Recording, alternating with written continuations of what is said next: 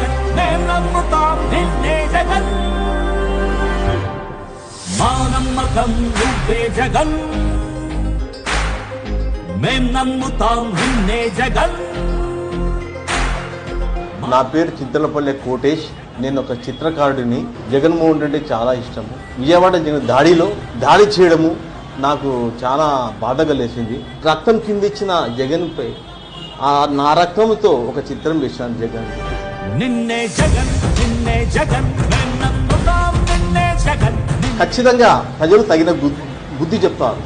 తమ పవిత్రమైన ఓట్లు వేసి మళ్ళీ జగన్ సీఎం చేస్తారని నా ఆశాభావం. ఆ దారిని నిరసనగా నా రక్తంతో ఈ చిత్రం వేశాను.